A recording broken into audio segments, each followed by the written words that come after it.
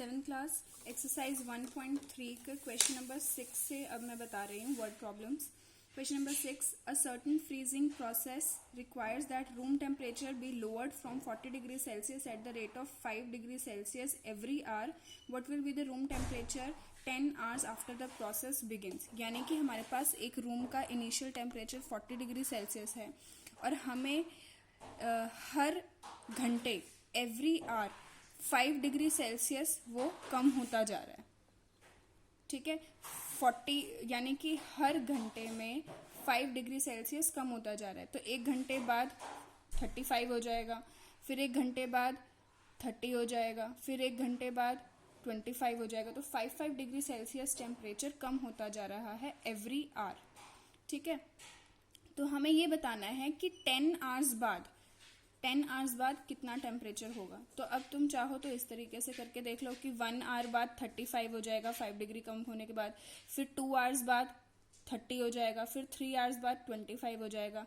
या तो फिर हम इसको शॉर्ट में इस तरीके से कर सकते हैं कि इनिशियल टेम्परेचर यानी स्टार्टिंग का जो टेम्परेचर है वो है 40 डिग्री सेल्सियस, डिक्रीमेंट जो कम हो रहा है हर घंटे 1 आवर में वो रहा है 5 डिग्री सेल्सियस। तो डिक्रीज हो रहा है, इसलिए मैंने इसको नेगेटिव साइन से डिनोट करना है हम लोग को।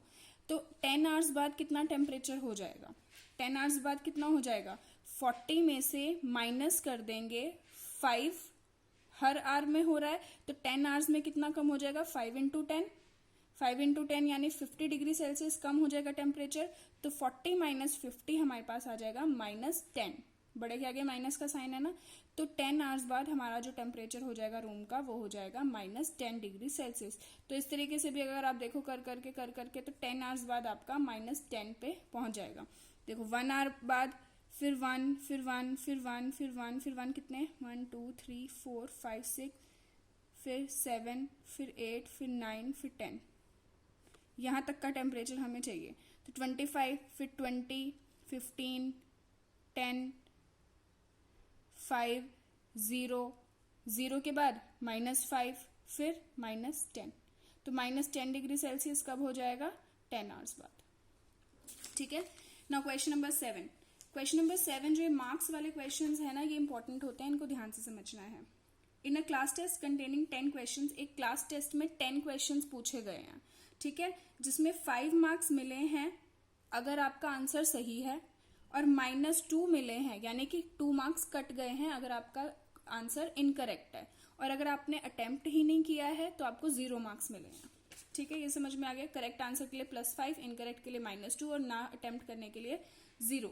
अब फर्स्ट और थर्ड पार्ट आप अपने आप करोगे, सेकंड पार्ट मैंने यहाँ पे किया हुआ है कि Reshma gets 5 correct answers and 5 incorrect answers, what is her score. Reshma ने 5 करेक्ट आंसर्स किए हैं और 5 इनकरेक्ट किए हैं। तो जो उसने 5 करेक्ट आंसर्स किए हैं उसके लिए तो उसको +5 मार्क्स मिलेंगे। एक आंसर के लिए अगर +5 मिलते हैं तो 5 आंसर्स के लिए कितने मिलेंगे, 5 इंटू +5। उसके बाद उसने 5 इनकरेक्ट आंसर्स भी किए हैं, तो अगर एक इनकरेक्ट आंसर के लिए -2 मिल रहा है तो 5 इनकरेक्ट आंसर्स के लिए कितने मिलेंगे, 5 इंटू -2। ये आगे करेक्ट आंसर्स के मार्क्स, ये आगे इनकरेक्ट आंसर्स के मार्क्स, दोनों को सॉल्व करेंगे। 5 इंटू 5 25, 5 इंटू 2 10 और plus minus minus. Now we will open the bracket, plus minus minus 25 into -10 15, यानी कि उसको +15 मार्क्स मिलेंगे इन द टेस्ट।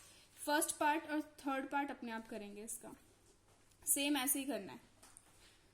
उसके बाद क्वेश्चन नंबर 8। क्वेश्चन नंबर 8 में हमें बोला है कि एक सीमेंट कंपनी है, जब वो व्हाइट सीमेंट के बैग्स बनाती है तो हर व्हाइट सीमेंट के बैग को बेचने पर उसे 8 रुपीज का प्रॉफिट होता है। तो प्रॉफिट हो गया उसको 8 रुपीज का। ठीक है, और हर ग्रे सीमेंट बैग को बेचने पे उसको लॉस होता है।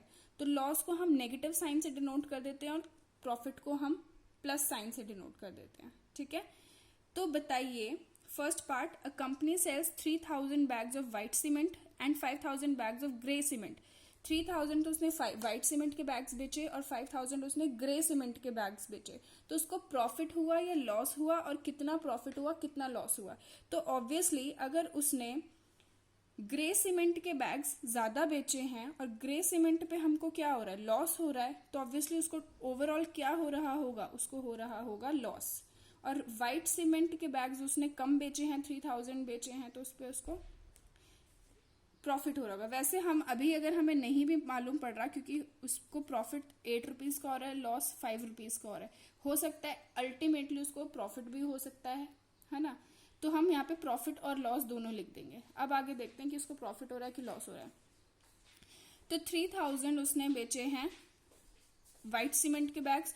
तो अगर 1 सीमेंट के बैग पे अगर उसको 8 रुपीज का प्रॉफिट हो रहा है, तो 3000 बैग्स पे उसको कितने का प्रॉफिट हो रहा होगा? 3000 इंटू 8 प्लस 8 लिख दिया है हमने, क्योंकि प्रॉफिट है। अगर एक ग्रे सीमेंट के बैग को बेचने पे उसको 5000 का लॉस हो 5 रुपीज का अगर लॉस हो रहा है, तो 5000 बैग्स को बेचने पे उसको कितना लॉस हो रहा होगा? 5000 इंटू -5। ये हो गया प्रॉफिट का और ये हो गया लॉस का। लॉस को हमने माइनस से डिनोट किया। तो 8 3 24,000, 5 5 25,000, नेगेटिव रहेगा साइन। 24,000 minus 25,000 minus 1000 rupees. तो माइनस 1000 रुपीज माइनस में आया हमारे अमाउंट, यानी कि क्या हुआ है? उसको लॉस हुआ है 1000 रुपीज का। अगर प्लस में आया होता तो हम बोलते कि प्रॉफिट हुआ है। बी पार्ट में है कि उस कंपनी ने 6400 यानी 6400 बैग्स बेचे हैं ग्रे सीमेंट के, ठीक है। अब बताइए उसको लॉस हो गया 6400 बैग्स बेचने पे, ठीक है, ग्रे सीमेंट पे उसको तो लॉस ही हो रहा है। तो अब आप ये बताइए कि उसको व्हाइट सीमेंट के बैग्स कितने बेचने पड़ेंगे ताकि प्रॉफिट, ना तो प्रॉफिट हो ना ही लॉस हो, यानी कि प्रॉफिट लॉस दोनों बराबर हो जाएं। तो ना नो प्रॉफिट नो लॉस का सिचुएशन कब होगी? जब ग्रे बैग्स पे उसको जितना लॉस हुआ है वो बराबर हो जाए, इक्वल हो जाए व्हाइट सीमेंट के बैग्स पे उसको जितना प्रॉफिट हो रहा है उसके। तो 6400 उसने बैग्स बेचे हैं, हर पे कितना लॉस हो रहा है? 5 का। यहाँ पे हमने माइनस और प्लस का साइन नहीं लगाया है, क्योंकि हमें यहाँ पे नंबर ऑफ बैग्स चाहिए, हमें यहाँ पे अमाउंट नहीं चाहिए, हमें यहाँ पे रुपीज नहीं चाहिए। उसके बाद व्हाइट बैग्स पे उसको कितना प्रॉफिट हो रहा है? 8 रुपीज का हो रहा है, ठीक है।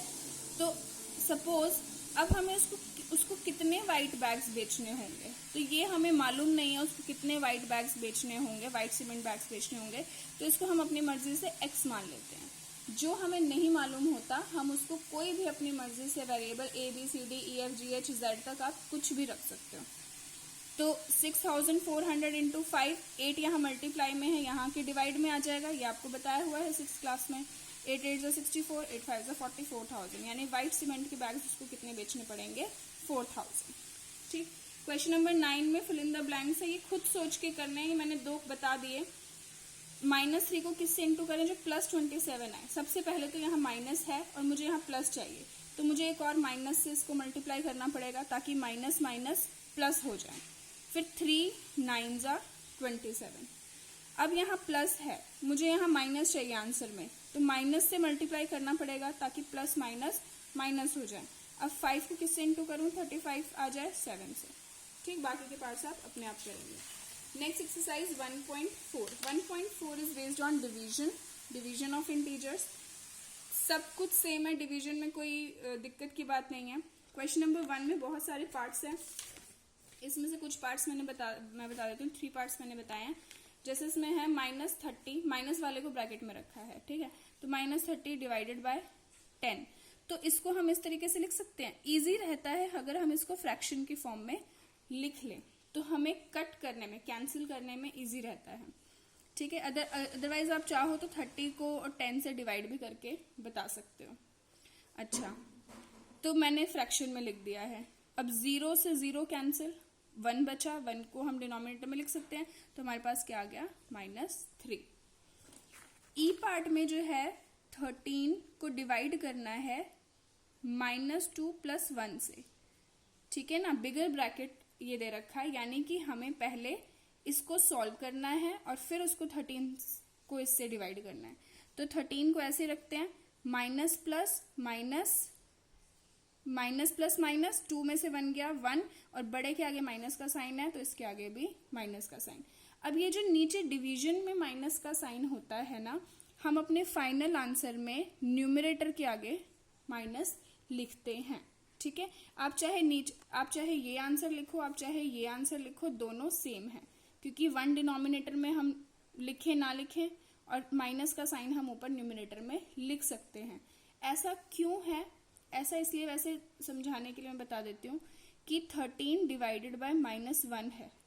ठीक है, अगर सपोज मुझे डिनोमिनेटर में माइनस नहीं चाहिए, जनरली हम डिनोमिनेटर में माइनस को नहीं रखते हैं।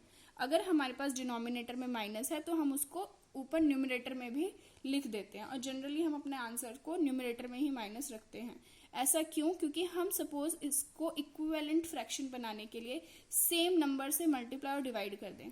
सपोज -1 से हम इसको मल्टीप्लाई और डिवाइड कर दें, ठीक है, और हमने पढ़ा था कि -1 से जब हम किसी को मल्टीप्लाई करते हैं तो उसका साइन चेंज हो जाता है, ठीक है, या फिर हम यहाँ भी देख सकते हैं। अब इसको सपोज हमें मालूम है कि अगर सेम नंबर से अगर हम मल्टीप्लाई और डिवाइड करें तो हमारा फ्रैक्शन इक्विवेलेंट रहता है, वही रहता है। तो 13 इंटू 1 13 प्लस माइनस माइनस 1 1 जा 1 माइनस माइनस प्लस। अब हमारे पास डिनोमिनेटर में प्लस हो गया और न्यूमिनेटर में -13 हो गया, और ये दोनों फ्रैक्शंस क्या हैं? ये सेम इक्विवेलेंट फ्रैक्शंस हैं। तो मैं 13 अपॉन -1 की जगह माइनस ऊपर भी लिख सकती हूँ। ठीक ना, आई पार्ट में आपको इसको सॉल्व करना है, फिर डिवाइड करना है, इसको सॉल्व करना है, फिर दोनों को डिवाइड करना है। तो चाहो तो पहले इनको सॉल्व ही कर लो। तो यहाँ पे हो गया -6 + 5 डिवाइड -2 + 1, माइनस प्लस माइनस तो ये आ गया -1 डिवाइड माइनस प्लस माइनस 2 में से 1 गया 1, बढ़े गया आगे माइनस का साइन, यानी कि -1 को डिवाइड करना है -1 से, तो माइनस माइनस कैंसिल, 1 1 कैंसिल, तो 1 का तो 1 ही रहेगा हमारे पास आंसर। ठीक है, आगे बात समझ। अब सेकंड क्वेश्चन वेरिफिकेशन का है। इसमें ये है हमारे पास आइडेंटिटी नहीं, ये एक इक्वेशन दे रखी है, इन इक्वेशन दे रखी है बेसिकली। इसमें हमें ये बोला है कि a को डिवाइड किया जाए पहले b + c से, या फिर a को b से डिवाइड करें प्लस a को c से डिवाइड करें। आपको कुछ याद आ रहा है इसको पढ़ के? ये हमने मल्टीप्लिकेशन में पढ़ी थी, डिस्ट्रीब्यूटिव प्रॉपर्टी, याद है? जो कि मैंने बोला था सबसे इंपॉर्टेंट है। ये डिस्ट्रीब्यूटिव प्रॉपर्टी मल्टीप्लिकेशन के लिए तो वैलिड है, लेकिन डिवीजन के लिए ये वैलिड नहीं है। डिवीजन में जरूरी नहीं है कि आप डिस्ट्रीब्यूट करके जब आंसर निकालो तो दोनों सेम आए, तो यही हमें वेरीफाई करना है। तो वेरीफाई करने के लिए मैंने आपको बोला हुआ है कि LHS को RHS के इक्वल हमें बताना होता है, और यहाँ तो हमें इनइक्वल बताना है, यानी कि LHS RHS के इक्वल नहीं होगा। बी पार्ट में बता रही हूँ, ए पार्ट में जो वैल्यूज दे रखी है आप खुद करोगे। बी पार्ट में ए की वैल्यू -10 दे रखी है, बी की वैल्यू 1 दे रखी है, सी की वैल्यू भी 1 दे रखी है। LHS क्या है हमारे पास? a divide bracket b + c, और RHS क्या है? a divide b plus a divide c। अब a की जगह पे -10 रख ले जो दे रखा है, b की जगह 1 प्लस c की जगह 1। तो पहले स्मॉल ब्रैकेट को सॉल्व कर देना है, -10 डिवाइड 1 + 1 2। अब -10 डिवाइड 2 को हम ऐसे लिख सकते हैं, तो आ जाएगा 2 5 = 10, यानी कि -5 आ गया हमारे पास LHS। RHS को सॉल्व करते हैं, a की जगह पे क्या रख दें हम? -10 डिवाइड b की जगह 1, a की जगह -10, c की जगह भी 1। तो -10 डिवाइड 1 प्लस -10 डिवाइड 1, इसको ब्रैकेट में रख लेते हैं क्योंकि माइनस प्लस एक साथ आ रहा है। तो इसको तो हम ऐसे लिख देते हैं -10 प्लस माइनस माइनस 1 को लिखने की जरूरत नहीं है, माइनस माइनस प्लस होके आ गया -20। तो LHS is not equal to RHS, hence verified. यही तो हमें बताना था कि LHS RHS के इक्वल नहीं है। इक्वल टू का साइन सबके आगे क्लियर। बाकी ए पार्ट आप अपने आप करोगे। अब इसके बाद आ जाइए थर्ड पे। Third fill in the blanks है, वैसे ही जैसे पिछली एक्सरसाइज में किया था। 2 पार्ट में बता रही हूँ। 369 को किससे डिवाइड करें जो 369 आ जाए? 1 से। -87 को किससे डिवाइड करें जो +87 आ जाए? तो -1 से, है ना, क्योंकि -87 डिवाइडेड बाय -1, तो माइनस माइनस कैंसिल होके प्लस हो जाएगा। ये वही मल्टीप्लिकेशन वाला रूल ही यहाँ पे भी चलता है, minus minus plus. Fourth part में हमें बोला है कि ऐसे 5 पेयर्स लिखिए इंटीजर्स के जो कि इस इक्वेशन को वेरीफाई कर दें। यानी कि ए और बी कोई भी दो नंबर ऐसे बताइए जिनको डिवाइड करने पे -3 मिले। तो 3 मैंने लिखे हैं, 2 आप बताएंगे। जैसे 9 और -3, जब हम 9 और 9 को -3 से डिवाइड करेंगे तो 3 3 ज़ा 9, माइनस को हम ऊपर भी लिख सकते हैं, आ जाएगा -3 हमें चाहिए। -12 और 4, तो -12 को जब 4 से डिवाइड करेंगे तो भी हमें -3 मिलेगा। -15 और 5, इनको जब डिवाइड करेंगे तो -5 मिलेगा। ऐसे 2 और पेयर्स आपको बताने हैं, टोटल हमें 5 बताने हैं। फिफ्थ में हमसे बोला है द टेम्परेचर एट 12 नून, 12 बजे जो टेम्परेचर था 12 बजे वो था 10 डिग्री सेल्सियस, ठीक है। अबव जीरो का मतलब हो गया पॉजिटिव में, positive 10 degree Celsius. If it decreases at the rate of 2 degree Celsius per hour, यानी कि हर घंटे, जैसे पहले हमने क्वेश्चन किया था, हर घंटे कितने का डिक्रीमेंट हो रहा है, 2 डिग्री सेल्सियस डिक्रीज हो रहा है, इसलिए मैंने इसको माइनस से डिनोट किया है। If it decreases at the rate of 2 per hour until midnight, at what would be the temperature be 8 degree Celsius. तो कब जो है हमारे पास जो टेम्परेचर है वो 8 डिग्री सेल्सियस बिलो जीरो हो जाएगा। बिलो जीरो यानी कि -8 डिग्री सेल्सियस हमारा कब हो जाएगा टेम्परेचर। तो इनिशियली +10 डिग्री सेल्सियस है, above 0 degree Celsius, below 0 degree Celsius यानी कि -8 डिग्री सेल्सियस कब होगा टेम्परेचर हमारा, अगर हर घंटे 2 डिग्री सेल्सियस से डिक्रीज कर रहा है। तो आप चाहो तो इसको ऐसे सॉल्व कर सकते हैं। 1 आवर बाद 2 डिग्री सेल्सियस डिक्रीज हो जाएगा तो कितना हो जाएगा, 8 डिग्री सेल्सियस। फिर 1 आवर बाद 8 डिग्री सेल्सियस में 2 कम हुआ, फिर कितना हो जाएगा, 6 डिग्री सेल्सियस। फिर 1 आवर बाद 2 डिग्री सेल्सियस कम हुआ, 4 डिग्री सेल्सियस। फिर 1 आवर बाद 2 डिग्री सेल्सियस, 2 डिग्री से डिक्रीज कर रहा है। फिर 1 आवर बाद 0 डिग्री सेल्सियस। फिर 1 आवर बाद -2 डिग्री सेल्सियस, है ना। 0 -2 -2, फिर -2 -2 -4, -4 -2 -6, फिर -6 -2 -8 डिग्री सेल्सियस। यानी कि कितने आवर्स हो गए हमारे पास टोटल, हमारे पास कितने आवर्स में वो होगा, 1 2 3 4 5 6 7 8 9, यानी टोटल 9 आवर्स में लगेंगे आपको -8 डिग्री सेल्सियस तक पहुंचने में। तो 12 बजे, दिन के 12 बजे अगर शुरू किया था हमने देखना, तो कितने बज जाएंगे फिर 12 बजे में 9 आवर्स आप ऐड करो, कितना टाइम हो जाएगा, 12 दिन के 12 बजे में 9 आवर्स आप और ऐड कर दोगे तो कितना हो जाएगा, रात के 9 बज जाएंगे ना। तो रात के 9 बजे यानी 9 PM पे हमारा टेम्परेचर जो है वो -8 डिग्री सेल्सियस हो जाएगा। अब इसके बाद इन्होंने एक और सवाल पूछा है, what would be the temperature at midnight यानी कि रात के 12 बजे कितना टेम्परेचर होगा, रात के 12 बजे। ये तो हमारे पास हो गया 9 बजे, 9 PM पे। तो 12 मिडनाइट पे, ये था 12 नून, 12 मिडनाइट पे कितना टेम्परेचर होगा, तो 9 से 10, 10 से 11 और 11 से 12, है ना। 3 घंटे और बताने हैं हमको, तो 3 घंटे बाद और कितना हो जाएगा, तो -8 में से -2 और घटा दो, -10, फिर 2 और घटा दो, -12, फिर और 2 घटा दो, -14, यानी कि रात के 12 बजे हमारे पास जो टेम्परेचर होगा वो होगा -14 डिग्री सेल्सियस। ये चीज समझ में आ गई। अब अगर ये चीज समझ में आ गई तो जो हम सॉल्यूशन करने, आप चाहो तो ऐसे भी बता सकते हो, आप चाहो तो इसको सॉल्व करके भी बता सकते हो, ठीक है।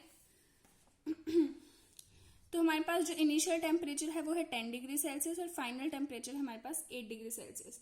तो 10 डिग्री सेल्सियस से -8 डिग्री सेल्सियस के बीच में कितना टेम्परेचर है, तो टोटल टेम्परेचर टू डिक्रीज, कितना टेम्परेचर हमको डिक्रीज करना है ना। तो वो हो जाएगा हमारे पास 10 -8 यानी कि 10 + 8 यानी कि 18 डिग्री सेल्सियस टेम्परेचर हमको कम करना है। +10 से -8 तक हमें अगर पहुंचना है तो कितना डिफरेंस, कितना हमें कम होना है, टोटल 18 डिग्री सेल्सियस हमें यहाँ पे कम दिखाना है। ठीक है, अब अगर 2 डिग्री सेल्सियस इज डिक्रीज्ड, अगर 2 डिग्री सेल्सियस डिक्रीज हो रहा है 1 आवर में, तो 18 डिग्री सेल्सियस कितने आवर्स में डिक्रीज होगा? 2 डिग्री सेल्सियस 1 आवर में हो रहा है, कितना डिक्रीज होएगा बताइए? 18 डिवाइडेड बाय 2 ये हो जाएगा 9 आवर्स। 9 आवर्स में डिक्रीज होगा, यानी कि -8 डिग्री सेल्सियस टेम्परेचर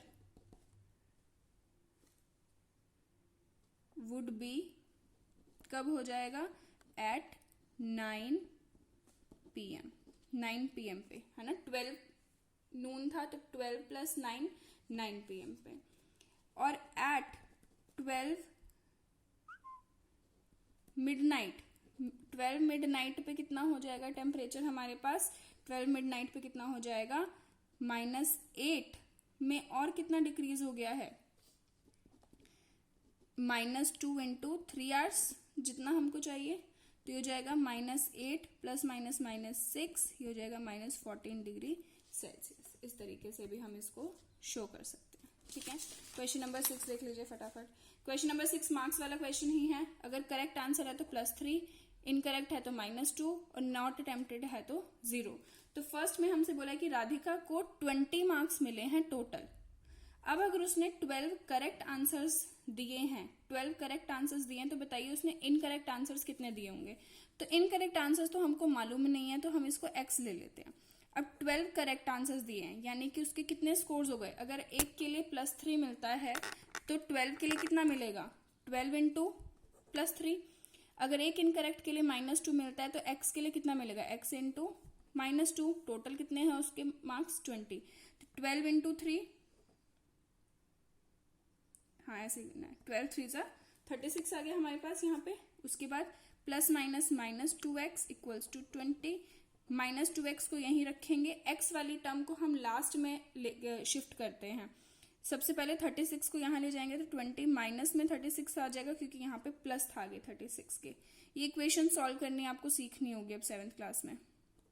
-2x, 20 - 36 कितना हो गया? -16। x = 2, इसके साथ मल्टीप्लाई में है तो नीचे डिवाइड में आ जाएगा, माइनस माइनस कैंसिल, 2 8 = 16, x आ गया 8। यानी कि हमारे पास इनकरेक्ट आंसर्स कितने हैं? 8। सेकेंड पार्ट भी ऐसा ही है। अगर उस टोटल उसको स्कोर्स मिले हैं -5, अगर उसने 7 करेक्ट किए हैं तो बताइए इनकरेक्ट कितने किए होंगे? तो 7 3 = 21, प्लस इसको हम x मान लेते हैं, ये आ जाएगा -2x = -5।